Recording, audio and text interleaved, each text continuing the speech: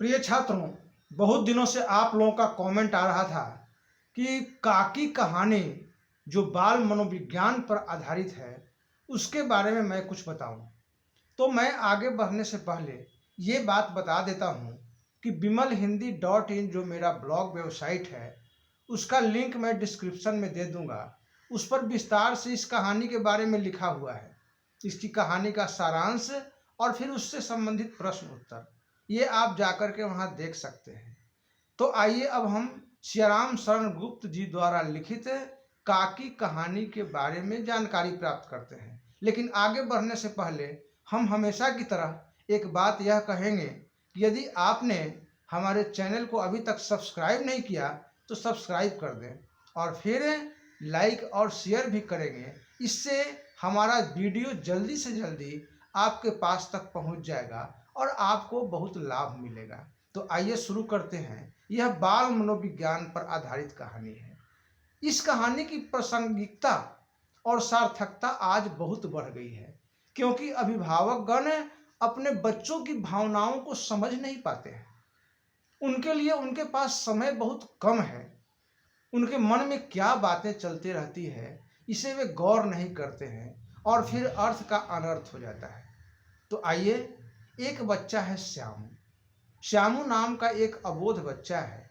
वह अपनी माँ को काकी कहता है और अपने पिताजी को काका कहता है। एक दिन की बात है कि बचपन में ही उसकी माँ अर्थात काकी मर जाती है। वो अबोध है, समझता नहीं है। लोग उसे बताते हैं कि उसकी काकी उसके मामा के यहाँ गई है, लेकिन इस बात पर उसको विश्वास नहीं होता है।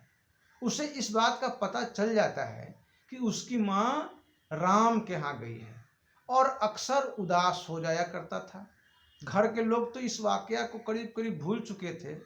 विशंभर जी भी अपनी पत्नी के शोक में अन्मनस्क रहते थे, लेकिन श्यामू के मन में अपनी माँ के लिए हमेशा शोक रहता था। वह हमेशा चिंतित रहता था और हमेशा शून्य में एकांत में बैठ करके आकाश की ओर देखता रहता था। एक दिन अचानक उसका मन खुशी से उछल उठा, क्योंकि उसने आकाश में बहुत सारे पतंग उड़ते हुए देखा था। उसके मन में बात आ गई कि मेरी माँ तो ऊपर है राम के यहाँ, तो क्यों नहीं पतंग के सहारे हम अपनी माँ को नीचे बुलाएं। वह अपने दौरा दौरा अपने पिताजी के पास गया और बोला, काका जी मुझे पतंग मंगा दो, मुझे पतंग चाहिए, अभी चाहिए अभी चाहिए, जिद करने लगा। उसके पिताजी किसी काम में व्यस्त थे। अच्छा मंगा दूंगा ऐसा कह करके वो कहीं चले गए। उसके मन में ये बात घूमते रहती थी।